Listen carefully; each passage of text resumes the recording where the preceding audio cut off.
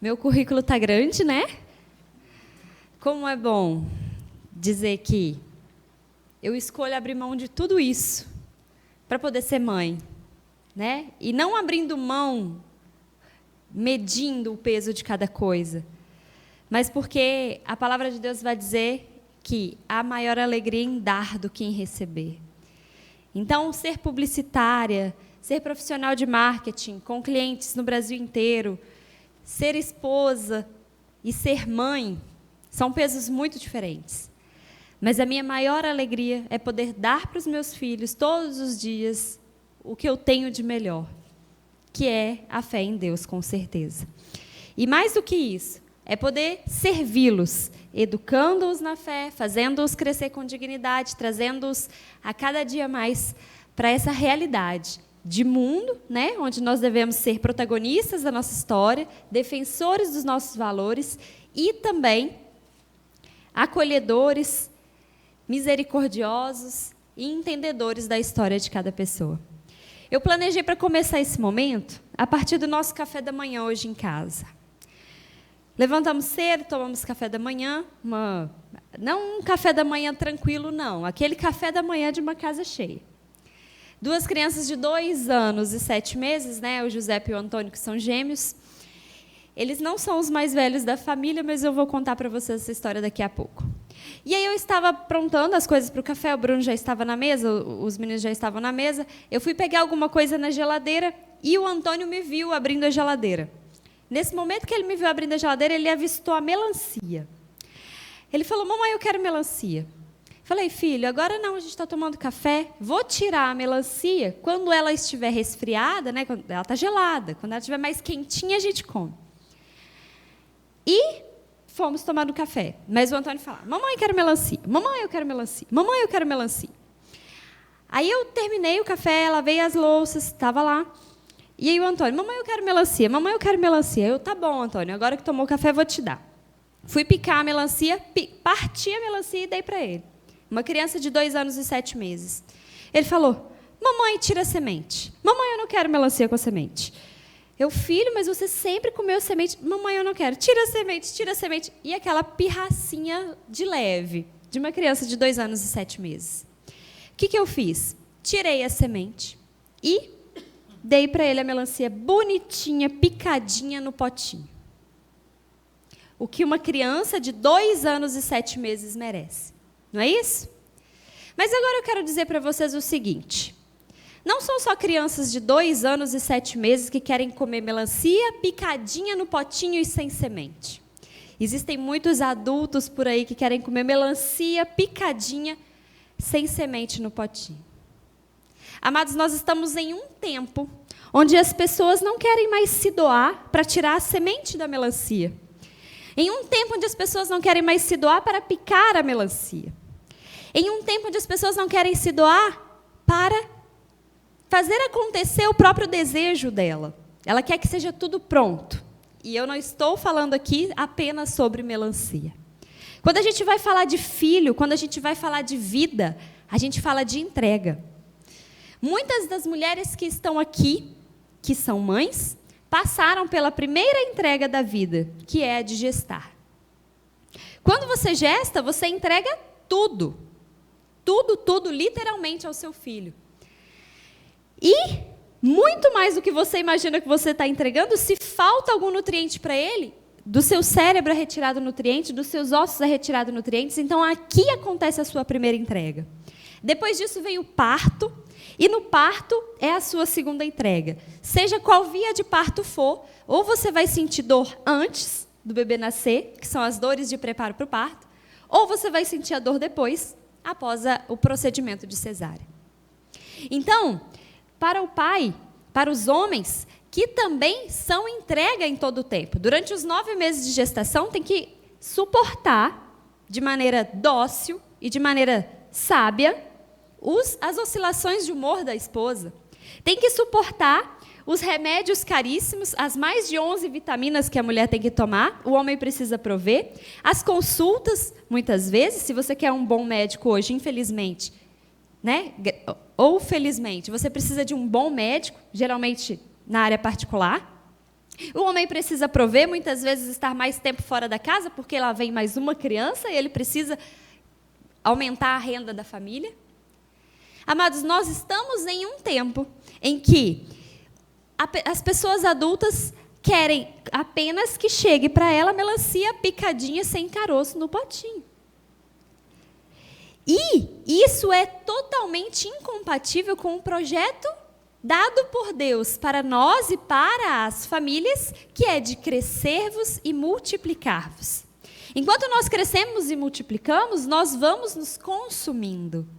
E esse consumo nosso, esse desgaste nosso, essa nossa entrega, é o que dá fruto para o céu. É o que nos santifica. E como o Bernardo disse que um bebezinho é um potencial para santo, nós sabemos que eles chegam de forma mais rápida, mas nós precisamos de um processo todo, de todo um momento da nossa vida, de toda entrega, para que nós possamos alcançar esse objetivo principal, que é contemplar Deus face a face, que é estar no céu, que é viver a eternidade um dia. Afinal, a alma é imortal. E então, baseado nisso, o Catecismo da Igreja Católica, em seus parágrafos 2270 até 2274, vai abordar o tema do aborto. E é muito importante que nós, como católicos, cristãos, conheçamos cada vez mais qual é o posicionamento a fundo da nossa igreja. Pois desde os primórdios a igreja já afirma que a vida é valiosa e inviolável. No seu primeiro ano, vai dizer o Catecismo da Igreja Católica, antes do século 100 depois de Cristo. A igreja já dizia que é inviolável o dom da vida. Então, se a igreja determinou isso há mais de 2000 anos, por que agora as coisas estão mudando? Por que agora nós temos movimentos contraditórios até mesmo dentro da igreja? Questionando vários momentos, várias oportunidades, se vale a pena continuar com aquela vida ou não, em diversas situações, né? Seja num estupro, seja num abuso, seja num caso de vida ou morte, num caso de doença. Esse é um assunto indiscutível e caro para nós cristãos católicos. E o que eu posso dizer para vocês é o seguinte: no meu primeiro ano de casada, no nosso primeiro ano de casada, para quem não sabe, eu sou casada com o Bruno, de presente de casamento nós ganhamos o quê? A nossa primeira filha. Concebemos no auge da lua de mel. 9 meses depois, durante todo esse tempo, fomos gestando a nossa filha, fomos cuidando de cada detalhe, começamos a montar o quartinho, começamos a montar tudo, à espera da Ana Maria, nossa filha mais velha. E então, voltando de uma viagem que nós fizemos na cidade onde eu sou de origem, em Ouro Preto, nós fizemos um chá de bebê lá, né? Então voltamos com o porta-mala cheio de fraldas, e voltamos para a nossa casa, organizamos tudo. Isso era um domingo, chegamos em casa. Fomos dormir e na segunda-feira nós tínhamos uma consulta com a nossa médica, obstetra. E então, chegamos para essa consulta bastante animados, porque o tema da consulta, uma das pautas, era a via de parto. Entender melhor sobre essa via de parto. Então, fomos conversando, fomos discutindo ali o plano de parto. E para nós, a via de parto é um detalhe muito importante, né, do nascimento. É um momento ali em que a gente pode se juntar a Jesus mais um pouquinho, que a gente pode se sacrificar mais um pouquinho. E eu não abria mão de entregar para Jesus todas as minhas dores de parto pela causa pró-vida. Nunca abri mão disso. A partir do momento que eu concebi, que eu descobri que eu estava grávida, eu já sabia. No momento em que eu entrasse em trabalho de parto, cada dor eu ia entregar para Jesus pela causa pró-vida.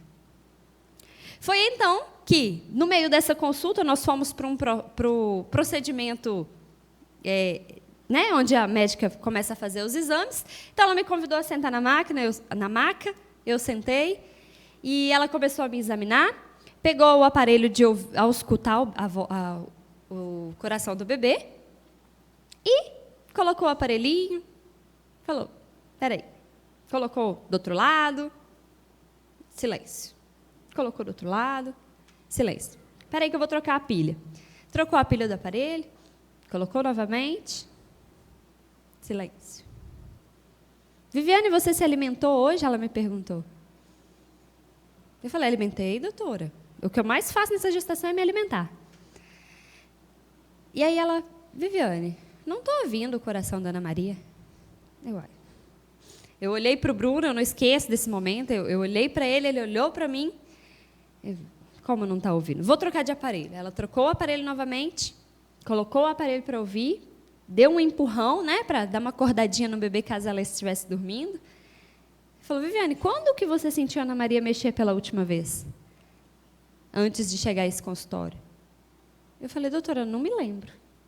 Então, assim, Viviane, nós vamos agora fazer um ultrassom. Vamos para o hospital.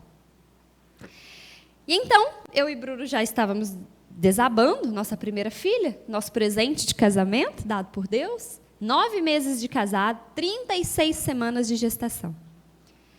Durante o trajeto do consultório, que não é longe daqui, até o hospital, nós fomos clamando e rezando a Deus e perguntando a Deus o que está acontecendo, nossa filha, o que aconteceu, a nossa filha, a nossa filha, a nossa filha, a nossa filha. Foi então que, chegando ao hospital, às pressas, fizemos um ultrassom e foi constatado um óbito de uma bebê de 36 semanas. Uma barriga enorme, um quarto montado, roupas lavadas, cheirinho de neném pela casa toda, fraldas ganhadas que devia ter fralda para 2 anos de bebê, tudo rosa. Esperava a Ana Maria em casa. Rapidamente decidimos que o melhor seria fazer uma cesárea, pois a bebê se encontrava na posição pélvica, um parto normal ia ser muito desgastante e muito arriscado. Não sabíamos quando a Ana Maria havia falecido. Não sabemos quando perdemos aquela vida. Aliás, ganhamos aquela vida para o céu. Quando nós nos casamos, nós prometemos a Deus que acolheríamos todos os filhos que Ele nos desse. E Deus nos deu a primeira, a Ana Maria. Mas Deus levou a Ana Maria antes mesmo de nós conhecermos. Antes que ela nascesse. Nós não sabemos se houve sofrimento. Nós não sabemos se foi repentino. Muitas respostas, muitas perguntas sem respostas. Eu sei, eu posso dizer para vocês o que eu sei, o que é o cheiro de morte. Eu sei o que é você pedir para não ver o que vai acontecer no procedimento. Eu sei o que é você se sentir sozinha no momento em que eles obrigam que seu parceiro não esteja do seu lado. Eu sei o que é você ser violentada por um médico que diz que não deveria ter mais ninguém além de mim naquela sala quando não deixaram meu marido ficar do meu lado no primeiro momento. Eu sei o que é isso. E uma mulher que vai fazer o aborto passa por muitas poucas situações diferentes dessa. Ela vai sentir cheiro de morte, porque ela nunca vai esquecer o cheiro, o contexto daquele lugar, as memórias olfativas, que até hoje, se eu sentir o cheiro, eu volto naquele dia. Ela nunca vai esquecer que ela gerou um filho, seja ele de 1 dia de concepção ou 90 anos de idade. Uma mulher nunca vai esquecer que ela tinha um potencial santo, um potencial médico, um potencial advogado, um potencial Nobel da Paz, um potencial Nobel de Medicina. Ela nunca vai esquecer isso. Assim como a gente nunca esquece a Ana Maria. Porque a vida é muito valiosa. E esse testemunho, e essa história, eu me lembro que nos dias depois a minha mãe falou assim, Viviane, fica calma. Eu sei que é difícil, eu sei que é doloroso, mas saiba que se Deus colocou isso na sua história é porque Ele ainda quer fazer muito na sua vida. Você ainda vai testemunhar isso para muitas pessoas. E mais uma vez estou eu aqui nesta casa, mais uma vez estou eu aqui para contar essa história, e contarei quantas vezes forem necessárias, e aconselharei quantas mulheres forem necessárias para dizer, você não vai esquecer desse cheiro, você não vai esquecer desse dia, você não vai esquecer desse procedimento, porque até hoje existe uma cicatriz em mim. E às vezes a cicatriz não é visível. Ela é interna, como o Bernardo disse. É um procedimento de muito risco. Mas eu darei todos os dias da minha vida para contar essa história e para impedir que mais crianças sejam abortadas e para impedir que mais mulheres possam sofrer consequências drásticas de um aborto em sua vida, consequências psicológicas de um aborto em sua vida, consequências irreversíveis de um aborto em sua vida. As mulheres precisam saber disso. As meninas precisam saber disso. Outro dia mesmo eu vi no meu Instagram uma turma de segundo ano brincando de fazer teste de gravidez na aula de ciências. Por que essas meninas estão fazendo teste de gravidez? Elas nem deveriam estar tendo relações sexuais nesse tempo. Mas, amados, nós precisamos acolher, muito mais do que julgar essa sociedade má. Nós precisamos acolher misericordiosamente. Eles não experimentaram o que nós experimentamos. Eles não experimentaram o café que a gente experimentou, quentinho, gostoso, que é Deus. Mas eles estão experimentando muitas vezes um café amargo na sua história. Então, por isso, nós precisamos nos movimentar, nos cadastrar nessa ficha que o Bruno distribuiu.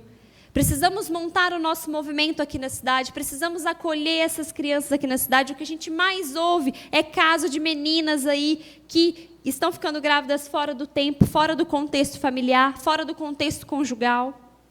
O que nós mais ouvimos é casos de mulheres abusadas, perdidas, cada vez mais jovens. E nós precisamos cuidar delas. A nossa missão é cuidar delas. A causa pró-aborto não é sobre saúde da mulher, não é sobre direito da mulher, não é sobre igualar os direitos da mulher ao homem, não é. Tudo que o feminismo faz é deturpar, talvez essa é a melhor palavra. A feminilidade e trazer uma máscara, porque na verdade é isso. Quando Simone de Beauvoir, quis fundar suas leis lá sobre o feminismo, quem estuda um pouco mais sobre esse assunto vai entender, nas primícias das primícias do seu desejo, era ser superior ao homem. E, no fim de tudo, acabar com o homem. E outra problematização muito grande desse contexto de aborto é a eugenia.